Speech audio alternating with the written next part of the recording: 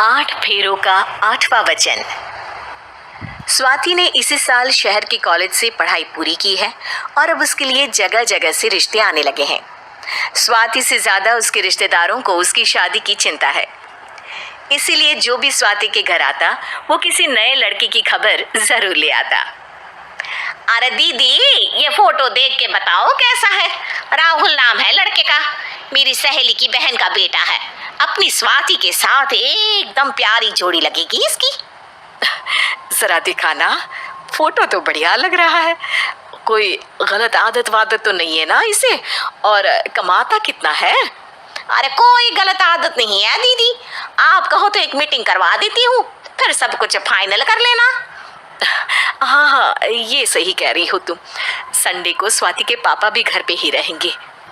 बुआ फिर वहां से चली जाती है और रात को स्वाति की माँ उससे कहती है, स्वाति बेटा, आज कमला बुआ ने एक लड़के की फोटो दिखाई है।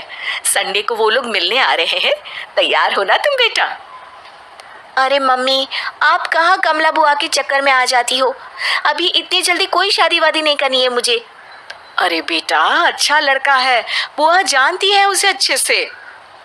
हाँ स्वाति बेटा, एक बार मिल तो लो, बाद में देखेंगे आगे क्या करना है। वैसे तो कमला रिश्ता लाई है तो मना करने का तो कोई सवाल ही नहीं उठता। संडे की सुबह होती है और कमला बुआ राहुल और उसके मम्मी पापा को लेकर स्वाति के घर आती है। अरे आइए आइए भाभी, इसे अपना ही घर समझिए, इनसे मिलिए। ये मेरे भैया और ये मेरी भाभी है। नमस्ते भाभी जी, ये है हमारा लड़का राहुल, सरकारी नौकरी की तैयारी कर रहा है ये। वैसे आपकी बेटी कहाँ है? अरे स्वाति बेटा, बाहर आ जाओ। वैसे कितनी पढ़ाई की है स्वाति ने? जी, पोस्ट ग्रेजुएट है हमारी बेटी साइंस में। ये सब तो ठीक है, पर घर संभालना जानती है या नहीं? हमें कौन सी इससे नौकरी करवानी है, नौकरी तो मेरा बेटा करेगा ही। पर मैंने इतनी पढ़ाई की है और आप चाहती हैं कि मैं घर पर ही बैठी रहूं? अरे स्वाति बेटा, ये बड़ों की बात में तुम कहाँ बोल पड़ी? हम सब देख लेंगे क्या करना है क्या नहीं। हम तो इसी बात में विश्वास करते हैं कि घर के लड़कियां घर में ही रहे तो ज्यादा अच्छा रहता है। वरना भाई साहब, आप तो आजकल के हाल जानते ही हैं, कितनी घटनाएं होने लगी हैं औरतों के खिलाफ। स्वाति बेटा, रसोई का काम तो पूरा जानती हो ना, शादी के बाद तुम्हें ही संभालना है वो सब। अरे बहुत अच्छा खाना बनाती है ये, आप सब लोग इसकी तारीफ करते नहीं थकेंगे। लो भाई, हो गई मीटिंग, अब शादी की तारीख फाइनल कर लेते हैं, क्यों भैया? भाई, हम तो पंडित जी से चर्चा करने के बाद ही तारीख फाइनल करेंगे। सालों से हम उनकी बातें मानते हुए आ रहे हैं। लड़के वाले और कमला बुआ की बातें सुनकर स्वाति एकदम नाराज हो जाती है और उसे लगने लगता है कि शादी के बाद उसे घर पर ही बैठना पड़ेगा। लेकिन घर वालों के आगे उसकी एक नहीं चलती और उसे शादी के लिए हाँ कहना पड़ता है। शादी का दिन आ जाता है और सब मंडप में जमा होते हैं।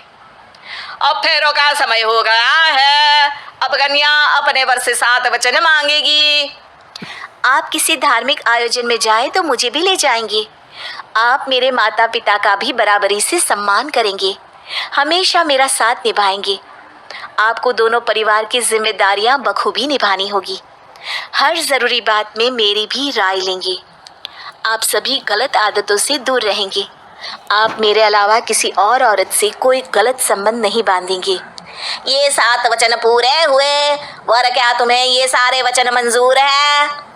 जी हाँ पंडित जी, मैं सारे वचन अच्छी तरीके से निभाऊंगा। अरे वाह वाह, बढ़िया तरीके से सब काम संपन्न हो गया। तो इसी के साथ विवाह संपन्न हुआ और आज से ये दोनों पति पत्नी हुए। 1 मिनट पंडित जी, अभी एक वचन लेना बाकी है। अब कौन सा वचन है बेटा?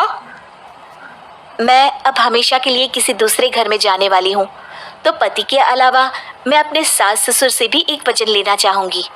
अब कहो बेटी। मैं ये चाहती हूँ कि मुझ पर किसी बात की कोई पाबंदी नहीं लगाई जाएगी। मुझे सब कुछ करने की आज़ादी होगी और मैं भी विश्वास दिलाती हूँ कि मैं एक अच्छी बहू बन के दिखाऊंगी।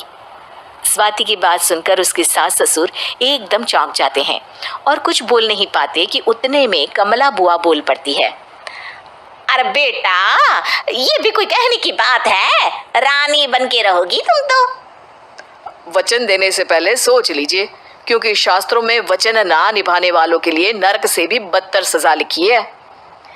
स्वाति की चालाकी से वहां मौजूद सब लोग प्रभावित हो जाते हैं और लोगों में बदनामी ना हो जाए, इस कारण स्वाति के सास ससुर को उसे वचन देना पड़ता है। अरे कैसी अपशकुन वाली बातें कर रहे हैं आप पंडित जी? हमें मंजूर है बेटा तुम्हारी शर्त। स्वाति अपनी समझदारी से अपनी बात अपने ससुराल वालों से मनवा लेती है और खुशी खुशी राहुल से शादी कर लेती है। अब से हर शादी में मैं खुद 8 वचन दिलवाऊंगा। ओम मंगलम मंगलम मंगलम।